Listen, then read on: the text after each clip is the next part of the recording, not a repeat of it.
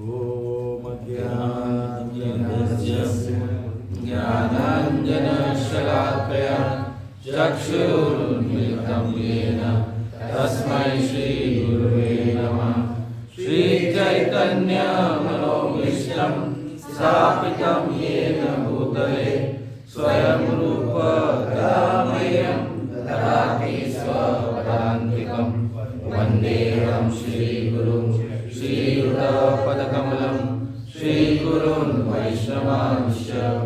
श्रीरूपं साग्रजातं सगुणरघुनाथान्वितं तं सजीवं साद्वैतं सावधूतं परिजनसहितं कृष्णचैतन्यदेवं श्रीराधा कृष्णपादान् सगुणललिता श्रीविशाखान्वितांश्च।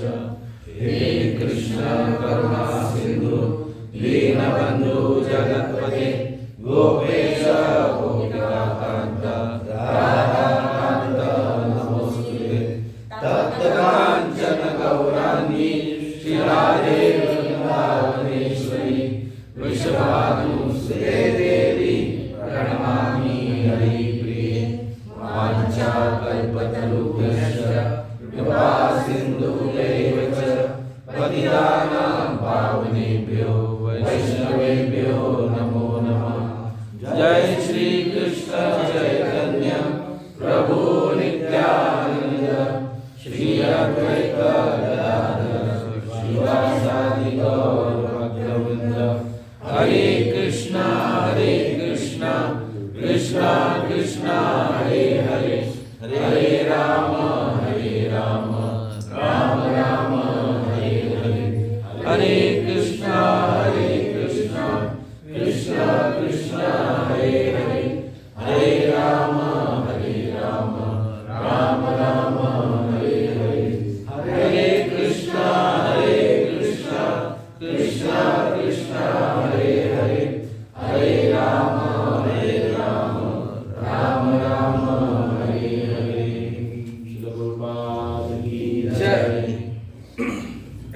इसका आवाज थोड़ा बढ़ाओ।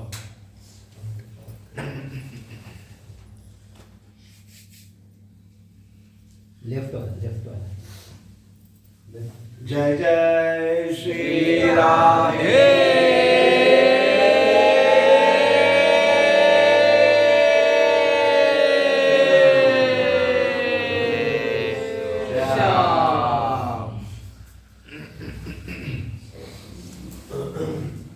सो हम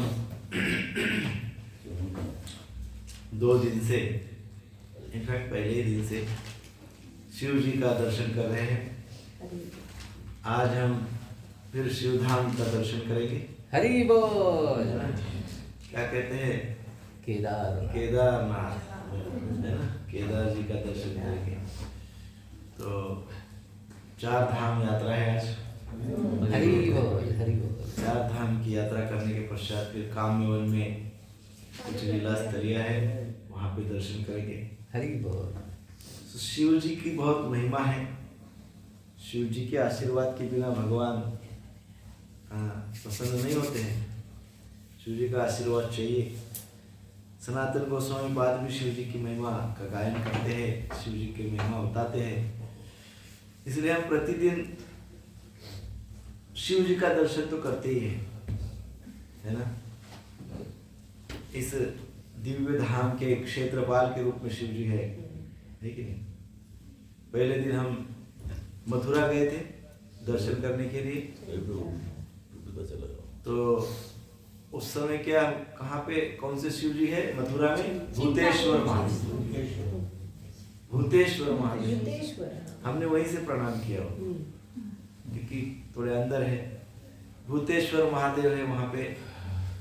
वृंदावन में गोपेश्वर महादेव है ना।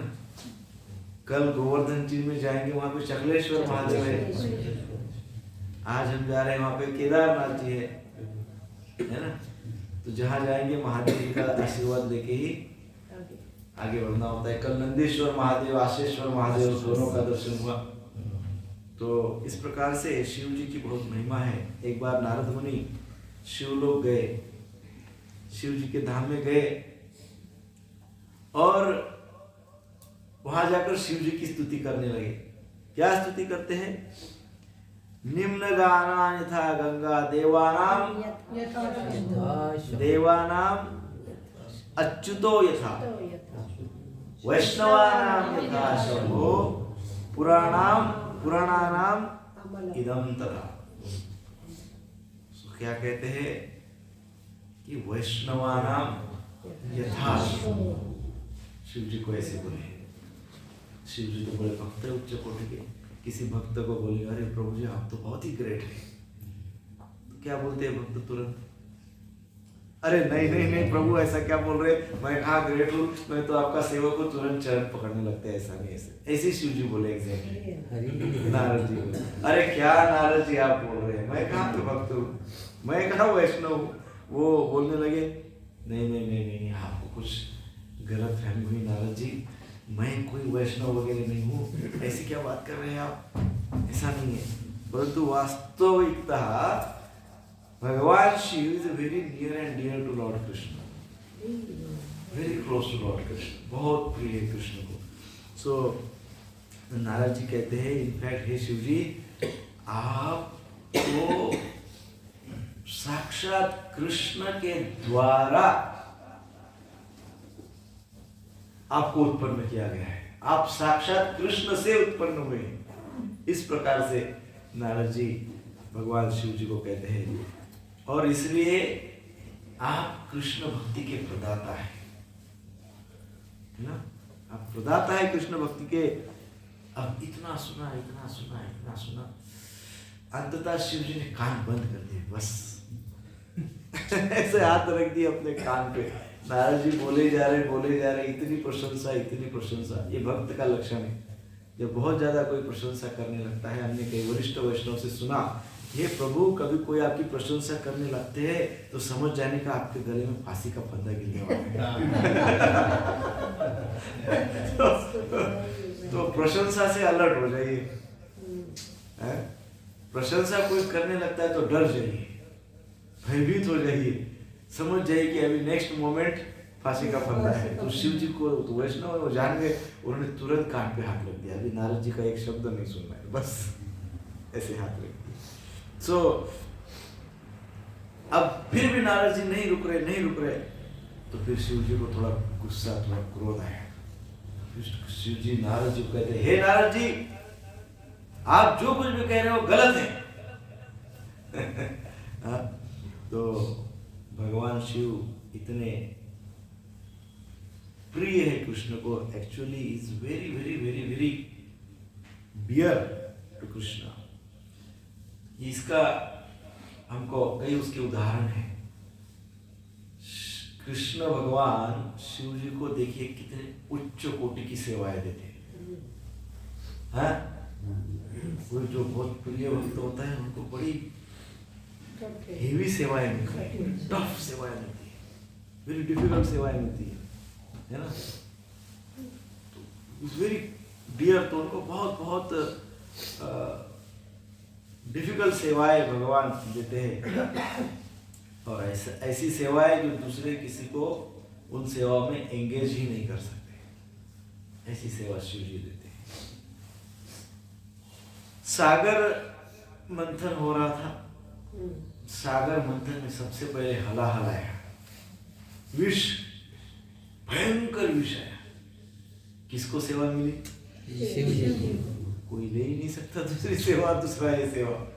शिव जी को सेवा मिली और शिव जी ने क्या किया? शिव जी ने उस हलाहल को प्राशन किया, पी गए। लेकिन कैसे पिए?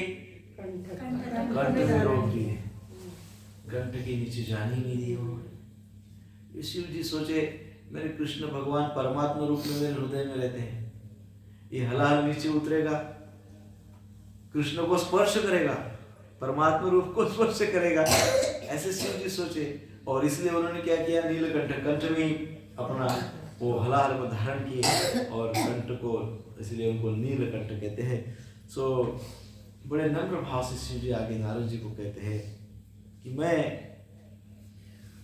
हे नारद जी, मैं एक्चुअली कृष्ण का प्रिय भक्त होना चाहता हूँ। हाँ? मैं कृष्ण का प्रिय भक्त होना चाहता हूँ, परंतु मैं हो नहीं पा रहा हूँ। कौन बोल रहा है?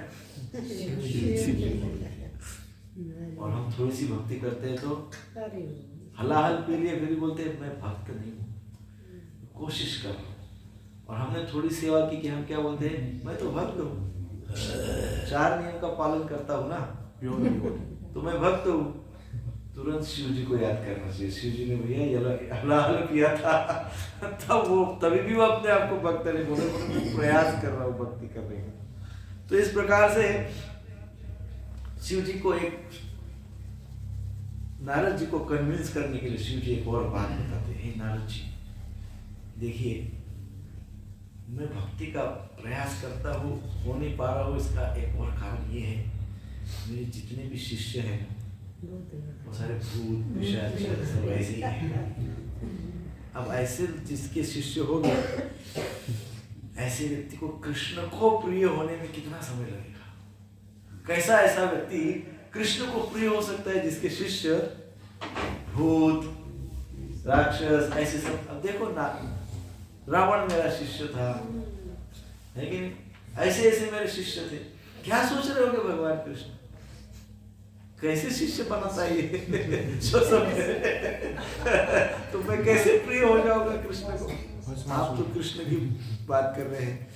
तो ये भी शिव जी की बहुत बड़ी महानता है। अति प्रिय होने पर भी कह रहे हैं कि मैं प्रयासरत हूँ, और कहते हैं कि मैं कृष्ण की कोई भी सेवा यदि मुझे प्राप्त होती है तो मैं ये प्रयास करता हूं कि मैं कैसे उसको बेस्ट अच्छे से अच्छे तरीके से निभाऊं। परंतु हे नारद जी, मैं निभा नहीं पाता हूं। मेरे शिष्यगण कृष्ण को ही प्रतिकूल परिस्थिति कृष्ण के लिए उत्पन्न कर देते हैं, तो मैं कैसे कर सकता हूं इस प्रकार की सेवा? परंतु वस्तुतः तो यह है कि जो भी बहुत कठिन सेवा होती है वो शिव जी को देते हैं। देखिए, शंकराचार्य भी शिव जी को बना दिया कृष्ण ने। क्यों? कितनी कठिन सेवा है। एक भक्त को, एक अति प्रिय भक्त को ऐसी फिलॉसफी प्रीच करने के लिए बोलना जो कृष्ण भक्ति के अपोजिट है। कितनी बड़ी सेवा है ये, कितनी बड़ी सेवा है। हाँ? तो जिसके ऊपर पूरा कॉन्फिडेंस है कि ये कुछ भी प्रचार करे, ये रहेगा तो भक्त ही। इतना कॉन्फिडेंस है जिसपे वही ये सेवा कर सकता है। वो कॉन्फिडेंस कृष्ण को शिव जी पे, इसलिए शिव जी को प्रणाम करना चाहिए, शिव जी का आशीर्वाद देना चाहिए, शिव जी को भक्ति मांगनी चाहिए। कल हमने आशेश्वर महादेव जी का अभिषेक किया, जलाभिषेक किया ना सबने, तो यही मांगा होगा आप सभी ने, मुझे विश्वास है। आशा प्रकट की होगी, इच्छा प्रकट की होगी कि हे शिव जी, ऐसी यात्रा होती रहे, नित्य निरंतर यात्रा होती रहे, रोज यात्रा होती रहे, हृदय में आंतरिक यात्रा रोज होती रहे। प्रभुपाद जी का एक छोटा सा ग्रंथ है, क्या है उसका हिंदी में नाम? Journey to the other planets, अन्य ग्रहों की सुगम यात्रा। हाँ, अन्य ग्रहों की सुगम यात्रा। तो ऐसे ग्रहों की, लोगों की, शिवलोक की, वृंदावन धाम की सुगम यात्रा आंतरिक तरीके से रोज मुंबई में बैठ के कर सकते हैं। मानसिक यात्रा रोज गिरिराज परिक्रमा कर सकते हैं। हमने एक बार गुरु महाराज ने एक बार हमको ऐसे कहा कि यू डू गिरिराज परिक्रमा every day before going to office. सोच में पड़ गया, कैसे कर सकते हैं? तो बोले लैपटॉप है, कंप्यूटर है, उसमें गिरिराज जी का पिक्चर अपलोड डाउनलोड करना, बीच में रखना और परिक्रमा करना।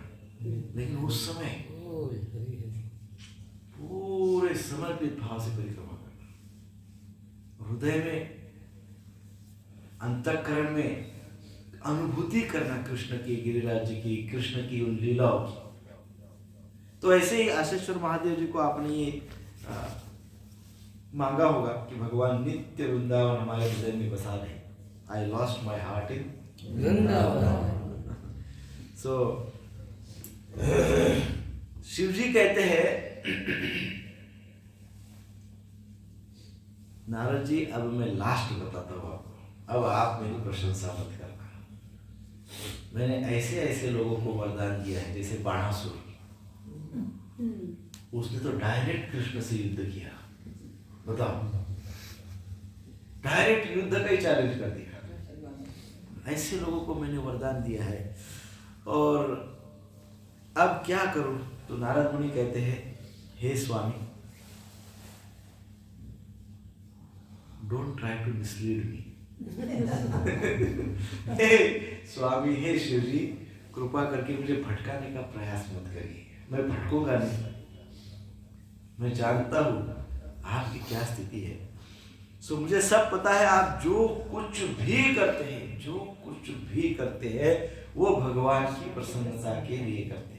Whatever you do for the pleasure of Krishna, भगवान की लीलाओं में सहकार्य करने के लिए करते हैं, और आपका उद्देश्य सभी का कल्याण होता है। सो आप बाणासुर, रावण इत्यादि को वरदान तो दिए, परंतु उनमें कुछ ऐसी कमी थी जिसके कारण उनका मृत्यु हुआ है। आपने तो उनको भक्त बनाने के लिए वरदान दिए, परंतु उनमें कुछ ऐसी कमियां थी जिसके कारण उनका मृत्यु हो गया है। सो आप भगवान ऐसे हैं जो भगवान का उपदेश पूर्ण करते हैं। भगवान कहते हैं नहीं कि वो चीटर्स के लिए चीटिंग करते हैं, वैसे ही आप भी वैसे ही करते हैं। आप जान लेते हैं कि वरदान मांग रहा है लेकिन ये तो है चीटर, तो आप उसके साथ ऐसी भगवान के द्वारा चीटिंग कर देते हैं, वो सारे वरदान फेल हो जाते हैं। बहुत बड़ी चीटिंग है ये, वरदान देना और वो सारे वरदान को फेल कर देना, कम बड़ी चीटिंग नहीं है। सूर्य ऐसे ही करते हैं, वरदान देते हैं और सब फेल कर देते हैं। तो भगवान ही कहते हैं कि I am the cheaters among all cheaters, biggest cheater for all cheaters. वो भी एक आप भगवान की आज्ञा का पालन कर रहे हैं। सो शिव तत्व क्या है? तो शिव तत्व बहुत गहन है, बहुत डीप है। शिव जी ब्रह्मा जी से भी श्रेष्ठ है, जीव तत्व से भी श्रेष्ठ है। भौतिक जगत के पार विरजा नदी है और उसके पार शिवलोक है। वहां पर शिव जी को सदाशिव नाम से जाना जाता है। किस नाम से जाना जाता है? सदाशिव। और सदाशिव अर्थात दूसरे तीसरे कोई नहीं, भगवान विष्णु का विस्तृत रूप है, expansion of Lord Vishnu. Sadashiv जो है भगवान विष्णु का विस्तृत रूप है। अब मैं एकदम संक्षेप में ये कहूं कि शिव तत्व को समझना, शिव तत्व क्या है और कृष्ण क्या है, इसको एकदम संक्षेप में यदि समझे सरल भाषा में, तो दूध और दही के जैसा है। शिव जी, कृष्ण भगवान अर्थात दूध और शिव जी अर्थात दही। सिंपल भाषा। दूध से दही तो बनता है, बरोबर है? दही अर्थात दूध ही, दूसरा क्या है? दही अर्थात दूध ही, पर थोड़ा डिफरेंस है, नॉट एग्जैक्टली सेम। किसी ने पूछा कि शिव जी को भगवान क्यों बोलते हैं? भगवान तो एक ही है। परम पूज्य राधा गोविंद महाराज इसमें बहुत सुंदर उदाहरण बताते हैं। कभी कभी तो नारद जी को भी भगवान बोलते हैं, कभी देखा है आचार्य के साधुओं के संग में, साधुओं की सभा में नारद जी को भगवान करके संबोधित करते हैं। तो महाराज जी कहते हैं कि जिस भक्त के पास भगवान की सेवा करने की सबसे ज्यादा तत्परता होने के कारण उसके अंदर कुछ मात्रा में भगवान के गुण आ जाते हैं, जैसे करुणा, दया, ये भगवान के गुण हैं। किसी किसी भक्त में ये गुण बहुत डीप है, जैसे शिव जी में भोले बाबा है, करुणा है उनके पास, इसलिए उनको भी भगवान बोलते हैं। सो दूध दूध का दही तो बनता है, परंतु कोई कहे कि अब बहुत ज्यादा दही हो गया है, अभी थोड़ा दूध वापस चाहिए, तो दही का वापस दूध बनाएंगे? नहीं बनता है। कृष्ण से शिव जी आते हैं, शिव जी से कृष्ण नहीं बनते हैं। हाँ? शिव जी से कृष्ण नहीं बनते, बस इसी तत्व को समझिए। फिर ज्यादा डीप चर्चा करने के लिए समय नहीं है, अन्यथा शिव जी तक के तत्व के ऊपर कोई महाशिवरात्रि के दिन रात को 12 बजे तक हम चर्चा करेंगे शिव तत्व के ऊपर, और फिर रात को 12 बजे शिव जी का अभिषेक करेंगे। सो इस बात को हम कॉज एंड इफेक्ट एनालॉजी से समझ सकते हैं कि कृष्ण इज सर्व कारण कारणम, है ना। सो भगवान श्री राम जी समुद्र पे पुल बनाए, उस समय उन्होंने क्या किया? रामेश्वरम की, रामेश्वर जी की पूजा की, उन्होंने शिवलिंग की स्थापना की।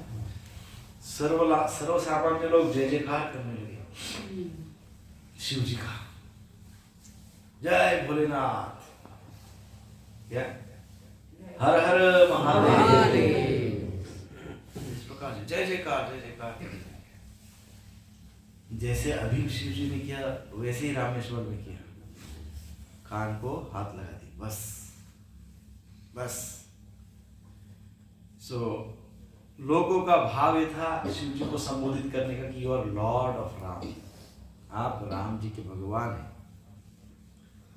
ये सब सुनकर देवी देवता तो बहुत ही असंतुष्ट हुए, और शिव जी उससे भी ज्यादा असंतुष्ट हो गए जब ये सब सुन रहे। तब आकाशवाणी, आकाशवाणी में क्या कहा गया? रामसश्च असो ईश्वरः।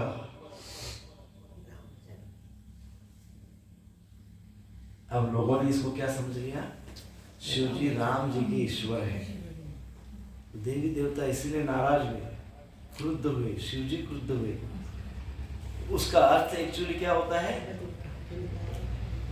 राम जी जिनके ईश्वर हैं, ऐसे शिव जी। तो शिव जी इस प्रकार से नित्य कृष्ण धाम में रहते हैं। जहां भी कृष्ण धाम है उसमें शिव जी रहते हैं। जैसे अभी हमने बताया ना, गोपेश्वर महादेव, भूतेश्वर महादेव, चकलेश्वर महादेव, नंदीश्वर महादेव, चिंताहरण महादेव हम कल गए थे। इसमें बहुत सारे महादेव का हमने प्रणाम किया है, आशीर्वाद प्राप्त करने का प्रयास किया है। सो शिव जी क्या करते हैं? परफेक्ट प्रेम प्रदान करते हैं कृष्ण का। क्यों? ही इज अ क्षेत्रपाल। वो देखते हैं कि ये रियल है कि फेक है, ऊपरी ऊपरी है कि रियल में कृष्ण भक्ति चाहते हैं, कि एंजॉयमेंट के लिए आए, है ना। वो देखते, क्योंकि शिव जी कैसे वैरागी है, और वैरागी बाबा को एग्जामिनर बना दिया श्री कृष्ण ने। इज वैरागी, और उनको एग्जामिनर बना दिया कि जो डिवोटी आएंगे उनको चेक करो। अरे वाह, कठिन है नहीं? एक बार कृष्ण स्वयं चेक करते तो चल जाता नहीं। कृष्ण नटखट है, लाला है, दही भी खाते हैं, माखन भी खाते हैं, चोरी भी करते हैं, हमको थोड़ा बहुत कंसिडर कर लेते थे। लेकिन ऐसे एग्जामिनर को बैठा दिया जो केवल भभूत लगाते हैं और पेड़ की छाल पहनते हैं और हाथ में त्रिशूल लेते हैं और कंधे पे नाग है। और रहते कहाँ पे है? स्मशान में। कंप्लीट वैराग्य। और वो देखते हैं वृंदावन में जो कोई भी आया है उसके अंदर क्या चल रहा है। पानी पूरी चल रही है, क्या चल रहा है? एक पेरू चल रहा है। शिव जी देखते वैराग्य जरा 2-3 घंटे का भी है कि नहीं। सुबह 8 बजे नाश्ता, 1 बजे प्रसाद, 8 बजे प्रसाद, फिर बीच में वैराग्य तो चाहिए, उतना भी नहीं है। तो बहुत प्रकार के वैराग्य की परीक्षा शिव जी लेते हैं, तो मुझे दिखा इसलिए मैं बोला। पर अनेक प्रकार के वैराग्य की परीक्षा शिव जी लेते हैं। कृष्ण प्रेम इतने आसानी से नहीं मिलता है, नॉट दैट इजी। इतना मत ऐसा मत समझिए कि वृंदावन आए, घूमे फिरे, बढ़िया हो गया, नॉट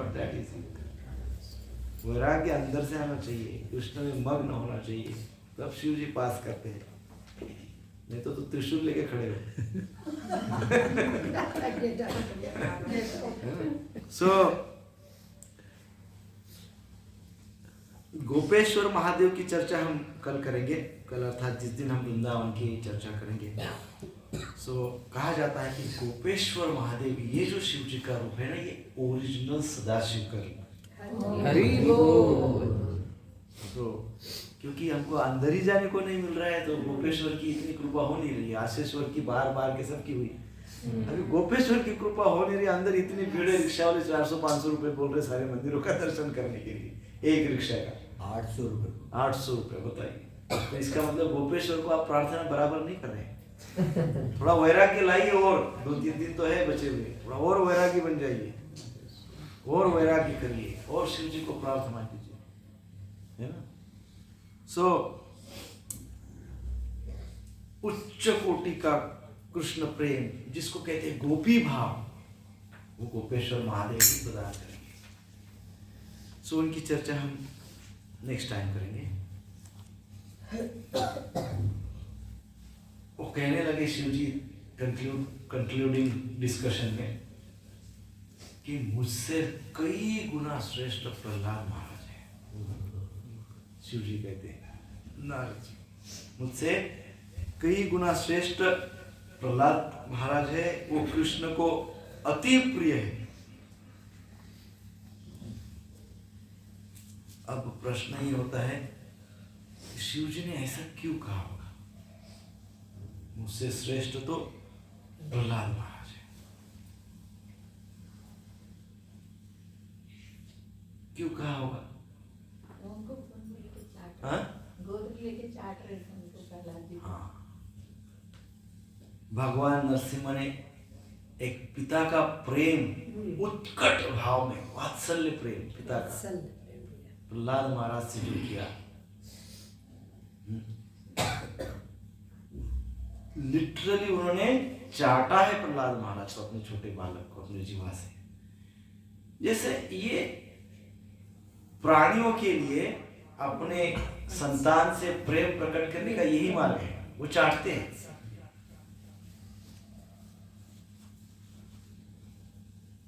लेकिन नरसिंह भगवान को भी उस समय ऐसे लगा कि प्रहलाद को कितना आनंद आ रहा होगा, बहुत आनंद आया, बहुत आनंद आया प्रहलाद महाराज। तो नरसिंह भगवान ने सोचा अभी इसके बाद मैं पुत्र ही होगा, अभी मैं पुत्र के ही रूप में आऊंगा और पिता का प्रेम मैं देखूंगा कैसा टेस्ट होता है उसका। हाँ, इसलिए राम कृष्ण वामन देव सब पुत्र बन के आए भगवान, और किसी को अपना पिता बना दिए, क्योंकि उनको ऐसे लगा प्रहलाद महाराज ने बहुत ज्यादा, बहुत ही बढ़िया रिलीज किया, फुल ऑफ ब्लिस, तो लेट मी बिकम ऑल्सो सन, मुझे भी किसी का पुत्र बनने दो। तो फिर आगे की कथा आप जानते हैं। तो प्रहलाद महाराज को ये क्यों कहा उन्होंने? क्योंकि वो एक नियम, एक सिस्टम इस्टेब्लिश करना चाहते हैं, वो लोगों को एनकरेज करना चाहते हैं।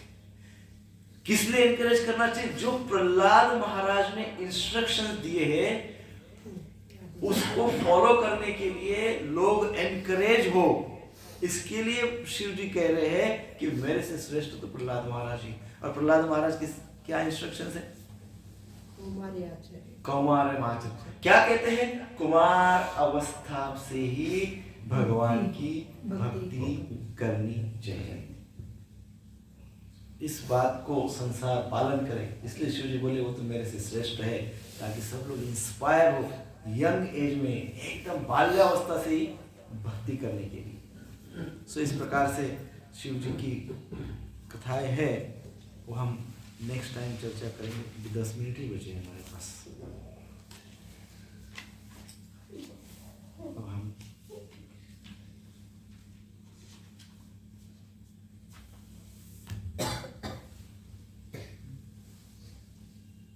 आज की चर्चा करेंगे। अभी कहाँ निकलने वाले हैं? आज हम जाएंगे, जैसा कि अभी कहा, 4 धाम की यात्रा के पश्चात सेकंड सेशन आफ्टर प्रसादम, कामन्यवन का दूसरा पार्ट। कामन्यवन में दर्शन करने जाएंगे। कामन्यवन इतना शुद्ध पवित्र है, भगवान की इतनी दिव्य लीलाएं वहां पे हुई है कि पूर्व में कामन्यवन को ही लोग वृंदावन समझते थे, यही वृंदावन है। चैतन्य महाप्रभु ने कहा कि ये काम्यवन है और ये वृंदावन है। चैतन्य महाप्रभु ने इस्टैब्लिश किया। सो काम्य अर्थात काम,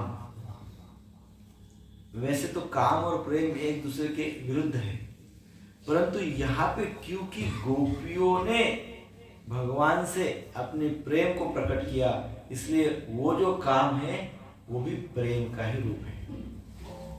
क्योंकि वृंदावन में या ब्रजमंडल में क्या होता है, ब्रजमंडल में कहीं पे भी काम नहीं है, सब जगह क्या है, प्रेम है। सो ये प्रेम धाम है। सो काम्य वन को, काम ये शब्द सुंदरता के लिए भी कई बार संबोधित करता है, सुंदरता को। तो काम्य वन को, काम्य वन का अर्थ संबोधन में रूप में होता है एक्सट्रीमली ब्यूटीफुल, बहुत ही सुंदर वन है। अनेकों लीलाएं, अनेकों कुंड है, अनेकों सरोवर है, अनेक पर्वत है, अनेक जगह पे रास मंडल है, अनेक जगह पे कृष्ण ने कुंज निकुंज लीलाएं की है, जल के लिए लीलाएं की है। बहुत सुंदर स्थान है। चरण पहाड़ियां है ना? सो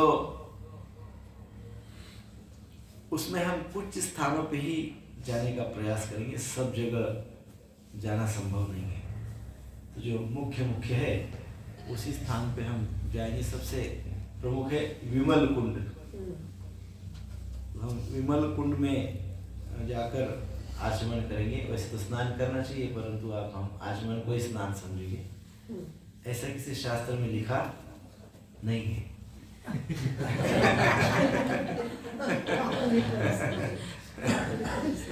ये किसी ने अपनी सोलियत से बना दिया है कि स्नान नहीं किया तो चलता है, आचमन मतलब स्नान, बट ऐसा कहीं नहीं है। तो हम आचमन कर लेंगे क्योंकि किसी ने कहा है, तो हम भी उसको थोड़ी समय के लिए क्योंकि हम तो क्या है ना, स्थिति काल के अनुसार कंडीशन सोल है, परिस्थिति के अनुसार जीते हैं, क्योंकि हम कंडीशन सोल है। यही तो दुख है ना। ये कोई बहुत अच्छी बात नहीं है कि हम कंडीशन सोल है। कई बार लोग कहते हैं क्या करें प्रभु जी, हम तो कंडीशन सोल है ना। This is very good thing, this is not very good thing. Try to come out of conditions. कभी तो तब हमारा बढ़ेगा, बार बार वृंदावन आएंगे, ऐसे ठंड में कई बार आएंगे, तब क्या होगा, कंडीशंस को ओवर पावर करेंगे और फिर हम स्नान कर पाएंगे। हम माघ मास में आते थे महाराज जी की सेवा में, सुबह 4 बजे राधा कुंड का जल बर्फ की जैसा होता है, बर्फ अंदर स्पर्श होते से करंट लग जाता है, ऐसा बर्फ। उस समय हम वो स्नान करते थे क्योंकि महाराज जी साथ में होते थे। ये साधु संग है। बड़ी तपस्या है। तो ये तपस्या है। तो हम तो इतना प्रयास करते कि इतनी फैसिलिटी मिले, इतनी फैसिलिटी मिले, इतनी फैसिलिटी मिले कि हमको कुछ डिफिकल्टी ना हो। लेकिन फिर थोड़ा तैयारी भी रखनी चाहिए कि कंडीशंस के बाहर आए, थोड़ा थोड़ा, बहुत ज्यादा नहीं, एकदम स्पीड ब्रेकर नहीं, लेकिन थोड़ा थोड़ा। सो विमल कुंड में गर्ग संहिता में इसका वर्णन है कि विमल कुंड कैसे प्रकट हुआ। तो ये एक राजा का नाम है विमल। ये चंपक नगरी के राजा थे और इनको अनेक पत्नियां थी, परंतु इनको संतान नहीं हो रही थी। तो इनके जो गुरु थे याज्ञवल्क्य ऋषि, उन्होंने उनको आशीर्वाद दिया, उनको तपस्या करवाई, उनको आशीर्वाद दिया, तो उनको कन्याएं प्राप्त हुई। 6000 कन्याएं प्राप्त हुई। अब उनको 6000 कन्याएं प्राप्त होते से ही उनको सबसे पहले स्मरण कृष्ण का हुआ। हरि बोल। उनको ऐसा लगा कि कन्या जब बड़ी हो जाएगी तो इनका सबका विवाह मैं कृष्ण से करवा दूंगा। सो वैसी भगवान की इच्छा से सब बातें फेवरेबल हुई। कुछ वर्ष के पश्चात महाराज जी विमल महाराज इस क्षेत्र में आए, कृष्ण को प्रार्थना की। कृष्ण को चंपक नगरी विवाह करना है तो कहाँ जाता है दूल्हा? वर वर यानी क्या कहते हैं हिंदी में? दूल्हा। मुझे दूल्हे से और दूसरा कोई शब्द है? वर और वधू। तो वर पक्ष के लोग बारात लेके कहाँ जाते हैं? तो कृष्ण को जाना पड़ा बारात लेके वहां पे चंपक नगरी। वहां गए और उनका सब विवाह हुआ और उन सबको लेकर कृष्ण काम्य वन में आए। और कृष्ण प्रेम में वो सारी की सारी कन्याएं इतनी भाव विभोर थी, इतनी भाव विभोर थी, इतनी भाव विभोर थी कि जब कृष्ण उनको यहाँ पे काम्य वन में लेके आए तो कृष्ण को देखकर उनके हृदय में प्रेम जाग उठा। बहुत डीप लव फॉर कृष्ण। उस भाव से उनकी आंखों में अश्रु आने लगे।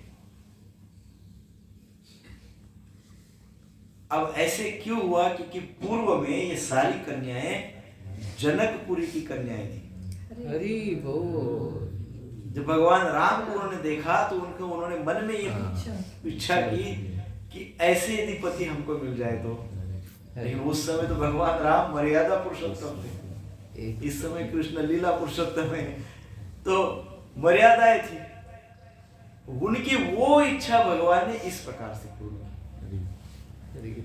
तो वो प्रेम के अश्रु वहां पे प्रकट हुए और उन अश्रुओं से वो विमल कुंड, उस विमल कुंड में जो स्नान करके बाहर निकलता है, कहा जाता है उसके सारे अनर्थ दूर हो जाते हैं और उनको कृष्ण प्रेम प्राप्त होता है। उसी के पास वृंदा देवी का छोटा मंदिर है। गोविंद देव, राधा गोविंद देव भी उस मंदिर में स्थापित है। प्रयास करेंगे दर्शन करने का, नहीं हुआ तो आगे बढ़ेंगे। सो अगेन कंडीशन क्योंकि समय कैसा हमको फेवरेबल होता है उसके अनुसार सब कुछ होता है। हमारी बहुत इच्छा थी, फेवरेबल कंडीशन थी, हमने सोचा शाम को मंदिर में दर्शन हो जाएंगे वृंदावन में। कृष्ण की कोई और इच्छा थी। बहुत सुंदर कथा सुनने को मिली हमको टेर कदम में, है ना। बहुत अच्छा आशीर्वाद मिले। रूप गोस्वामी पाद की हैंडराइटिंग का दर्शन प्राप्त हुआ, है ना। डोना देखने को उनका भी दर्शन हुआ। तो इस प्रकार से इट ऑल डिपेंड्स। देन हम जाएंगे धर्म कुंड, जिसको यक्ष कुंड भी कहते हैं। यक्ष सब जानते हैं, महाभारत तो सब जानते ही हैं। यक्ष प्रश्न, यस, आज भी कहा जाता है कोई बहुत ही गहन प्रश्न होगा तो ये तो यक्ष प्रश्न। एक्चुअली पता नहीं होता है लोगों को यक्ष का क्या अर्थ है। तो ये हम धर्म कुंड जाएंगे जिसमें वो लीलाएं हुई। यहाँ पे एक्चुअली पांडवों की काफी लीलाएं हुई है। पांडव यहाँ पे रुके थे। तो ये एक दिन द्रौपदी को बहुत प्यास लगी, तो क्या करें, जल कहाँ से प्राप्त होगा। अज्ञातवास में थे उस समय यहाँ पे। तो भीमसेन पहले गए जल को ढूंढने के लिए। उनको एक सरोवर मिला, उस सरोवर में गए जल प्राप्ति के लिए। उतने में जोर से आवाज आई, ए भीम रुक जाओ, यदि आपको जल चाहिए तो मेरे पहले प्रश्न का उत्तर दो। वो तो भीमसेन है। वो बोले मैं क्या कर रहे हो क्या, जो भी कोई तुम जाओ नहीं फॉलो करता हूँ, जाता हूँ पानी पीने। ऐसा होता है ना, कोई व्यक्ति जरा तगड़ा वगैरह होता है तो ऐसा होता है कि भाई आज्ञा मत करो आप। अभी अपने ग्रुप में बहुत सारे तगड़े लोग हैं, उनकी मैं बात नहीं कर रहा हूँ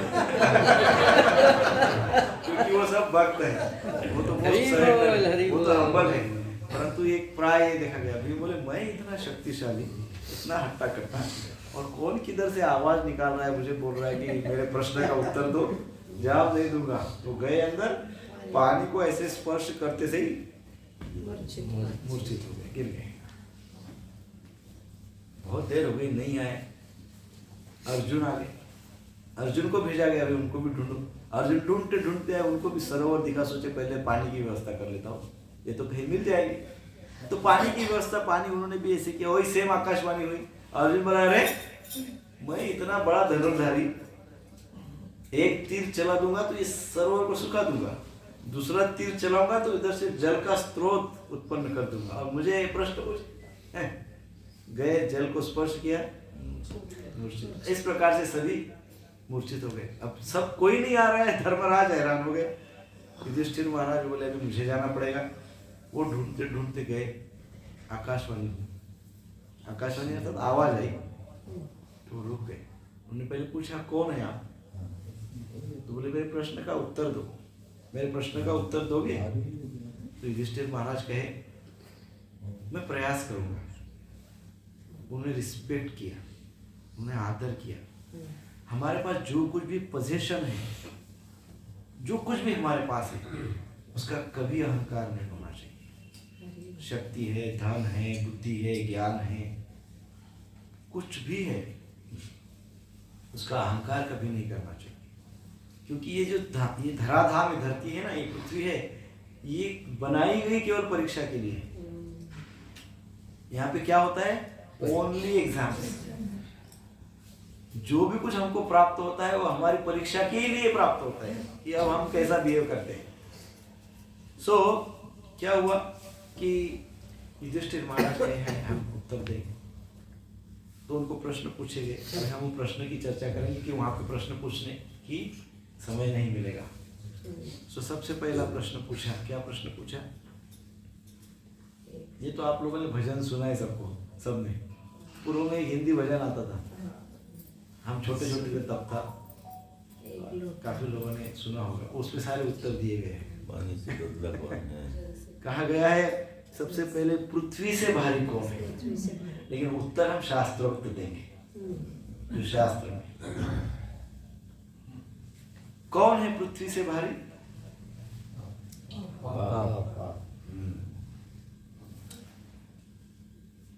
पृथ्वी से भारी माता है। इसीलिए मैं बोला ना, भजन आपने सुना होगा। भजन में मन गणन बताया, शास्त्र में बताया गया है पृथ्वी से भारी कौन है। पृथ्वी से भारी कहा गया है माता है। इतना प्रेम संतान के लिए उनके हृदय में होता है कि वो प्रेम को यदि कोई गिने ना क्विंटल में, पृथ्वी भी हल्की हो जाए उसके साथ। तो कहा गया है माता का प्रेम पृथ्वी से भारी, ऐसा युधिष्ठिर महाराज ने उत्तर दिया। दूसरा प्रश्न पूछा गया, आकाश से ऊंचा कौन है? भजन का उत्तर मत दीजिए। आकाश से ऊंचा पिता है, फादर। क्यों? कैसा कैसी भी संतान होने दो, कहीं ना कहीं हृदय में प्रेम है। आप स्वयं संतान के लिए बहुत कष्ट भोगते हैं, लेकिन संतान को सुखी देखना चाहता है। ये पिता का लक्षण होता है। इसलिए कहा कि ये तो बहुत उच्च कोटि का भाव है, परमार्थ ही परमार्थ है पूरा। सो इसलिए आकाश से ऊंचा कौन है? और ये युधिष्ठिर महाराज ने अपने आचरण से दिखाया। धृतराष्ट्र को भी वो पिता समान मानते थे। कितना रिस्पेक्ट किए, आकाश से ऊंचा मानते थे। तीसरा प्रश्न पूछा, वायु से जलद कौन है? ये सही उत्तर है, मन। और चौथा प्रश्न पूछा, जो तृण घास होता है ना, घास में कितने पत्ते होते हैं? जैसे जहां तहां घास है, संसार में देखेंगे कि कितने घास के कितने पत्ते हैं? बहुत सारे। तो ऐसी इतनी संख्या में और क्या होता है? घास की तृण पत्र के संख्या में और दूसरा क्या होता है?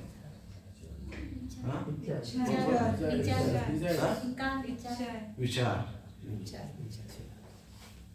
विचार की कोई संख्या बता सकता है? करोड़ों विचार आते हैं। कितने तो जन्म लिए हो, उतने जन्मों में कितने विचार किए होंगे। है ना? सो इस प्रकार से।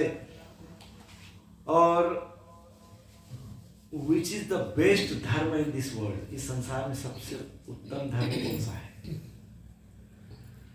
मर्सी, दया, सबसे ऊंचा धर्म, सबसे बड़ा धर्म है, सबसे बेस्ट धर्म है। सबसे उत्तम सहनशीलता कौन सी है? सबसे बड़ी सहनशीलता, फॉरबियरेंस, सहनशीलता कौन सी है? जिसको बेयर कर सकते, सुख दुख को सहन करना। कहा गया है pleasure, plain, profit and loss, birth and death, इसको सहन करना। सुख और दुख को सहन करना बड़ा सहनशीलता लगती है।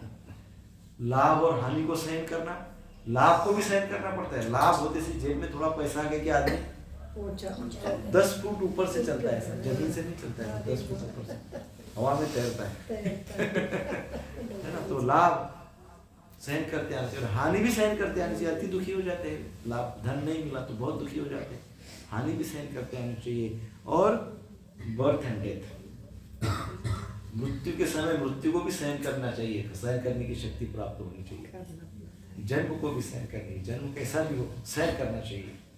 सो ये बेस्ट टॉलरेंस है। Invincible enemy of human being, मनुष्य का ऐसा शत्रु जिसके ऊपर विजय प्राप्त करना वेरी डिफिकल्ट। क्रोध, मन, ईगो, क्रोध, भय, और अहंकार, इंद्रिय, हाँ इंद्रिय, इंद्रिय, हाँ सब उत्तर बरोबर है। और आगे बढ़िए ना, उसी सब उत्तरों में बरोबर है, और आगे बढ़िए। किसी ने बोला डिजायर अर्थात काम, किसी ने बोला क्रोध अर्थात एंगर। अब नेक्स्ट बोलिए ना, लोभ है कि नहीं? डिफिकल्ट, भयंकर भारी शत्रु है। कोई लोभी व्यक्ति हो गया, किसी चीज का लोभ हो गया, धन का लोभ उदाहरणार्थ, संसार एक दूसरे को काटने के लिए तुला हुआ है, मारने के लिए तुला हुआ है। क्या कारण है? दो देश लड़ रहे आपस में, क्योंकि वो बोलता है ये गांव मेरा है, बोलता है वो गांव मेरा है, ये बॉर्डर यहाँ से बोलता है, वो एटम बॉम्ब बना रहे, डाल रहे एक दूसरे के ऊपर। लोभ है ना? गांव गांव लड़ रहे, भाई भाई लड़ रहे, पड़ोस पड़ोस लड़ रहे, पति पत्नी लड़ रहे। लोभ है किसी न किसी चीज का, भयंकर भयंकर लोभ। सो ये ऐसा शत्रु है जिसको जीत पाना मुश्किल है, कठिन है। साधु वृत्ति क्या है? क्षमा, परोपकार। साधु वृत्ति क्या है? परोपकार, ये साधु वृत्ति है। और असाधु वृत्ति क्या है? जो साधु नहीं है, असाधु है, अपोजिट टू साधु। अहम, और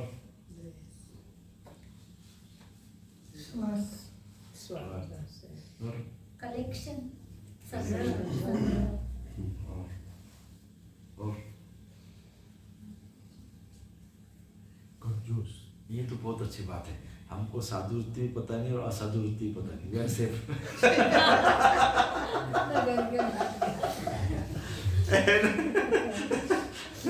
क्योंकि साधु बने को, अरे आप तो साधु हो, अरे नहीं नहीं क्या आप तो असाधु हो, वो भी नहीं चाहिए। असाधु वृत्ति प्रभुपाद जी ने कई बार समझाया, इसलिए हम ये प्रश्न पूछे हैं, उत्तर नहीं बताया है। तो ये यक्ष प्रश्न है, वेरी इंपॉर्टेंट। असाधु वृत्ति सेंस ग्रेटिफिकेशन, इंद्रिय भोग, इंद्रिय तृप्ति, ये असाधु है, असाधु प्रवृत्ति है। कौन लोग सुखी है? कौन सुखी है? तो कहा गया है जो कर्ज मुक्त है, फ्री ऑफ डेट, वो सुखी है। जो विदेश में नहीं है वो भी सुखी है। हम अपने देश में है ना, अब ये अपना ही गांव है basically, originally Hare Hare everybody is from Golok Vrindavan. Vrindavan. तो जो अपने धाम में है, अपने गांव में है, वो सुखी है। जो विदेश में है वो सुखी नहीं है। मैं नहीं कह रहा हूँ, युधिष्ठिर महाराज ने ऐसा उत्तर दिया। Then, प्रभु विदेश का मतलब है जन्मभूमि से दूर ना? जन्म कर्म भूमि अर्थात जहाँ पे जो हमारी मातृभूमि है उससे वहाँ जैसे एकदम कोई अपोजिट कल्चर में चले जाते हैं, है ना। लव जो होता है इट स्टार्ट्स विथ कल्चर। प्रेम हृदय में जागरूक रहता है सभी के लिए जहाँ कल्चर है, संस्कृति है। जहाँ कल्चर नहीं है वहाँ प्रेम की संभावना बहुत कम है। कल्चर अर्थात हमारी कल्चर, हम जिसमें है वो कल्चर। सो नेक्स्ट इज एक बहुत महत्व की बात है, जो साधारण सिंपल प्रसाद लेते वो भी है। They are also happy. They are also happy. जो साधा आहार लेते हैं वो भी सुखी। ग्रेटेस्ट वंडर क्या है?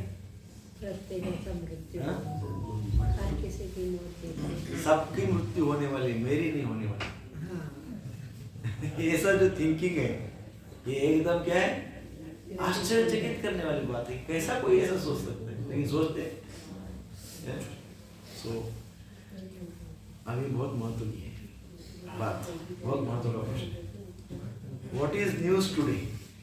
ऐसा प्रश्न पूछा यक्ष ने। न्यूज क्या है? न्यूज समाचार क्या है? समाचार बताओ समाचार बताओ, ऐसा पूछा। अरे युधिष्ठिर महाराज ने बहुत सुंदर उत्तर दिया। न्यूज क्या होती है प्रभु? जो बहुत ही महत्वपूर्ण बात को न्यूज कहते हैं, वेरी इंपॉर्टेंट बात। तो यक्ष ने पूछा व्हाट इज न्यूज, समाचार क्या है बताओ। धृतराष्ट्र महाराज युधिष्ठिर महाराज ने कहा time is killing me, that is news. Time is frying me, that is news. समय मुझे मार रहा है ना। एक एक क्षण हम मृत्यु की ओर बढ़ रहे कि नहीं बढ़ रहे? बढ़ ही रहे ना। तो महाराज ने कहा इससे बड़ी न्यूज क्या हो सकती है, इससे बड़ा समाचार क्या हो सकता है? जीवन का एक एक क्षण समाप्त हो रहा है ना। That is news, that is समाचार। एंड देन कहते हैं यक्ष महाराज युधिष्ठिर महाराज को कि आपने मेरे सारे प्रश्न के एकदम सही उत्तर दिए। आप बोलिए आपके कौन से एक भाई को आप जीवित देखना चाहते हैं? एक, ओनली वन। तब उन्होंने बहुत सोचा, बहुत नहीं सोचा, तुरंत उनके मन में विचार उत्तर आया। उन्होंने तुरंत कहा नकुल, है ना। तो यक्ष भी सोचने लगे ये तो मेरे लिए प्रश्न हो गया। तो उन्होंने जिज्ञासा प्रकट की कि हे धर्मराज, आपने नकुल को क्यों चूज किया? तब युधिष्ठिर महाराज कहते हैं कि हमारी दो माताएं हैं, एक कुंती और एक माद्री। तो मैं तो कुंती पुत्र जीवित रहा हूं, मैं तो स्पर्श नहीं किया हूं, मैं तो जीवित हूं। तो अब मेरी माद्री जो मेरी दूसरी माँ है, वो मेरी दूसरी माता का भी पुत्र अर्थात मेरा दूसरा भाई भी जीवित होना चाहिए। क्योंकि संसार की ओर देखने का दृष्टिकोण, अपने जीवन में आचरण करने की का तत्व क्या होना चाहिए? समानता, इक्वालिटी, इक्वल टू ऑल। है ना। प्रभुपाद जी यही बात सारे संसार में प्रचारित की, Krishna is for all and for Krishna everybody is equal. Prabhupada ji ने ऐसा घर निर्माण किया जिसमें सारा संसार समाविष्ट हो सकता है, विदाउट कास्ट, क्रीड, रिलीजन सब छोड़ के, जात पात धर्म भेद को तोड़ के प्रभुपाद जी ने ऐसा इस्टेब्लिश किया कि ये सबके लिए ही घर है, समानता। युधिष्ठिर महाराज ने इस प्रकार से उत्तर दिया और यही हमारा सदाचार है। युधिष्ठिर महाराज ने जो सिखाया है वही सदाचार है, वर्चू जिसको कहते हैं इंग्लिश में सदाचार। सो हम लोग सबसे ज्यादा यदि किसी का रिस्पेक्ट करते हैं तो हम धन का रिस्पेक्ट करते हैं, है ना, वेल्थ का रिस्पेक्ट करते हैं, बहुत रिस्पेक्ट करते हैं। परंतु युधिष्ठिर महाराज इंस्ट्रक्शन देते हैं कि रिस्पेक्ट फॉर वर्च्यू, सदाचार का रिस्पेक्ट होना चाहिए। कौन व्यक्ति कितना सदाचारी है उतना ज्यादा, उतना पूर्ण, उतना उसका आदर करना चाहिए, based on virtues, not based on wealth only. So इस प्रकार से ये सारी लीलाएं वहां पे हुई है। वहां पे ही जयद्रथ ने द्रौपदी को किडनैप करने का प्रयास किया था। कथा पता है आपको? सबको पता है। जब वो अज्ञातवास में थे और द्रौपदी स्नान करने गई थी उसी कुंड में, विमल कुंड में, जयद्रथ ने वही मौका, वही अवसर समझा और उसने उस समय द्रौपदी का वहां पे हरण किया। तो हम वो कथा जानते हैं किस प्रकार से जयद्रथ को पकड़ा गया, द्रौपदी के पास लाया गया। द्रौपदी ने उनको क्षमा कर दिया क्योंकि मैं बोले आपके बहन को विधवा नहीं देखना चाहती हूँ, इसलिए इसको छोड़ दो। तो ये कथा, ये लीला भी वहां पे संपन्न है, सबको पता है नहीं, तो इसको मैं नहीं चर्चा करता। और दूसरी लीला हुई है, उसी जगह पे पांडव रहते थे, उसी जगह पे एक बार उनकी परीक्षा, द्रौपदी की फिर से परीक्षा हुई। किसने परीक्षा ली? दुर्वासा। कौन सी परीक्षा हुई? प्रसाद। अन्न का कण उनके पात्र में था, नहीं था, तो भगवान कहे कण है, कण मुझे अर्पण करो। द्रौपदी ने वो एक कण भगवान को अर्पण किया और ऋषि गए थे उधर स्नान करने के लिए, वापिस ही नहीं आए। तो बोले हम क्या आएंगे, पेट भर गए, सब डका देने लगे, अब कहाँ जाएंगे, जाने तो हो गया। जो भगवान कृष्ण को अर्पण होता है वो कौन सा श्लोक है? उनकी तुष्टि, जगत तुष्टि, क्या यस्य तुष्टि,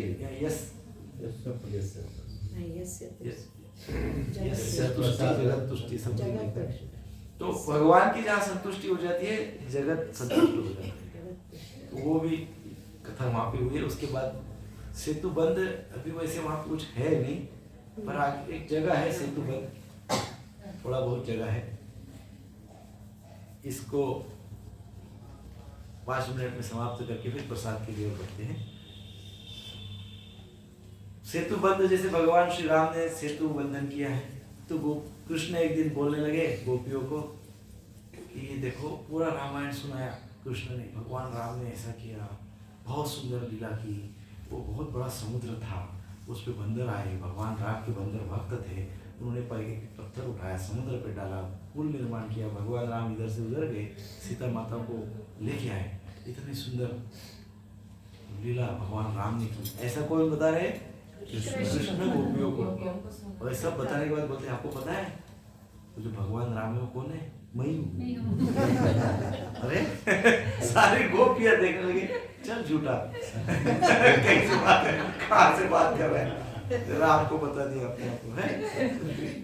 ऐसे सब गोपियां उनको चिल्लाने लगी, नहीं मैं राम है, कोई राम भी नहीं है। उतने में वहां बंदर आ गए, बोले ये सब बंदर है ना, ये राम की सेना, ये मेरी सेना थी, ये मेरी सेना आज भी है।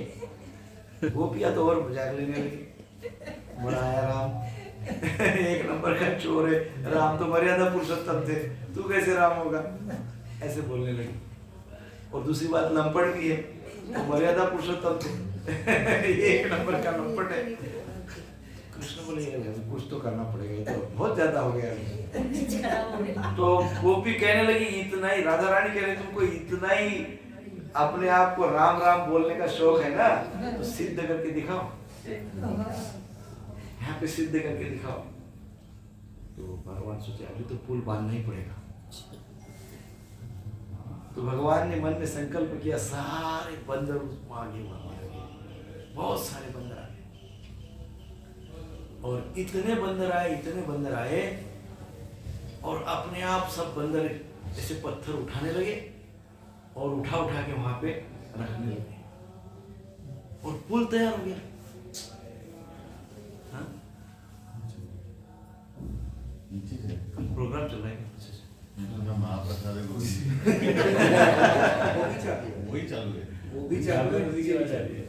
पुल तैयार हो गया, और पुल देखते देखते पूरा पुल तैयार हो गया गोपियों के सामने। फिर भी गोपियां कही हो सकता है भगवान राम ने कुछ विशेष कृपा की होगी अभी बंदरों पे तुम्हारे पे नहीं, बंदरों पे, इसलिए पुल बन गया। और वो पुल का कुछ पत्थर, कुछ थोड़ा बहुत पार्ट, अब मैं बहुत साल पहले गया था, अभी क्या परिस्थिति है पता नहीं, पर वो उस स्थान को कहते हैं सेतु बंधन। यहाँ पे सेतु बंधन लीला हुई है। देन है चरण पहाड़ी, जो पिछली यात्रा में हम गए थे। चरण पहाड़ी में भगवान ने बांसुरी, भगवान इतनी सुंदर बांसुरी वहाँ पे बजाते थे कि बांसुरी बजाने से पत्थर पिघल जाते थे, और पिघले हुए पत्थर से भगवान चलते थे तो चरण का चिन्ह हो जाता था। तो वहाँ पे जाएंगे। उसके पश्चात फिसलनी शिला तो सबको पता है, पिछले समय याद गए थे, सब लोग फिसल गए थे, सब फिसले थे ना, तो इस बार भी फिसलेंगे वहाँ पे जाके फिसलनी शिला पे। एंड देन व्योमासुर गुफा। व्योमासुर की भी कथा पता है। व्योमासुर एक ऐसा राक्षस था जो अपने आप का रूप बदल के आता था और एक एक सखा को उठा के लेके जाता और गुफा में रख रहा था, एक एक को उठा के ले जाता था और गुफा में रखता था, व्योमासुर। तो संपूर्ण कथा आपको पता है, इसके ऊपर फिर विश्लेषण नेक्स्ट क्लास में करेंगे। सो कृष्ण ने उनको वहां पे मारा, पर तो वो युद्ध होते होते ऐसा भयंकर युद्ध हुआ कि वो उस समय युद्ध के दरमियान पृथ्वी हिल रही थी, तो बलराम जी बोले अरे ये क्या हो रहा है, बोले वो भयंकर युद्ध चल रहा है व्योमासुर का और कृष्ण का। तो बलराम जी अच्छा इसलिए पृथ्वी हिल रही है। तो बलराम जी गए उधर और ऐसा पैर रख दिया जोर से पृथ्वी पे, पृथ्वी का हिलना रुक गया, बैलेंस हो गया। सो बलराम जी से गुरु तत्व के पास जाएंगे, सरेंडर हो जाएंगे, तो हमारे जीवन को क्या कर देते हैं, वो स्थिर स्टेबलाइज कर देते हैं। तो वहां पे जाके कहिए बलराम जी को कि बहुत अनस्टेबल है, बहुत ज्यादा अनस्टेबिलिटी, प्लीज स्टेबलाइज। हरे कृष्णा कृष्णा कृष्णा हरे हरे, हरे राम राम राम हरे। जो सबसे महत्वपूर्ण स्थान वहां पे है, अति महत्वपूर्ण, वो है बताइए भोजन थाली। अरे भोजन के लिए जाना है भोजन थाली। यहाँ पे सब गोप सखाओं ने भोजन किया था, बहुत सुंदर कथा है। सबको बुला के वहाँ पे आते थे, भोजन करते थे। वहाँ पे भोजन होता सखा के रूप में, छोटा लाला, सब लोग बैठते ऐसे थे, ऐसे हाथ पंजे में हाथ में लेके खाते थे, लेफ्ट हैंड में लेते थे ऐसे इधर, बीच में रोटी, इसमें अचार, इसमें कभी समोसा किसी का होता तो कृष्ण ऐसा उठा के इधर रख देते, खा लेगा तो उसकी थाली में कर लेके ऐसा और ऐसा ही बीच में रोटी, उसके ऊपर सब्जी खा, बीच में उसके हाथ में कर लेगा, झूठा खा लेगा। ये देख के ब्रह्मा जी हैरान हुए, ये कैसा भगवान है, ऐसा कोई भगवान होता है। तो ऐसे कभी ऐसे भोजन करते थे, कभी नीचे रखते थे, एक दूसरे से लेते थे, खाते थे। प्रेम, इसका अर्थ ये नहीं कि हम सब झूठा खाएं, वो कृष्ण है, हम बद्ध जीव हैं। वो भगवान है, बद्ध जीव है। हमारे लिए आचरण है, हमारे लिए नियम है। हमको तो नियम से प्रसाद देना चाहिए। सो वो लीला वहां पे हुई है। भोजन थाली और भजन स्थली, कितना सिंपल सिमिलर है। भोजन थाली, भजन स्थली। तो वहां पे जाके थोड़ा भजन करेंगे, कीर्तन करेंगे। और वो पत्थर, वहां पे अनेक साधुओं ने, विशेषकर चैतन्य महाप्रभु वहां पर बहुत कीर्तन किए। कामनिवन में महाप्रभु ने बहुत कीर्तन किया है। तो वो महाप्रभु के द्वारा किया हुआ कीर्तन आज भी वो पत्थर गाते हैं। वो पत्थरों में उसका इम्पैक्ट हुआ है। पत्थरों को कान लगाइए, बहुत अच्छा कीर्तन करिए। तो भोजन थाली भी वहां पे दर्शन करेंगे और भजन स्थली भी हम दर्शन करेंगे और भजन करेंगे। हरे कृष्णा कृष्णा कृष्णा हरे हरे, हरे राम राम राम हरे हरे। श्रील प्रभुपाद की जय।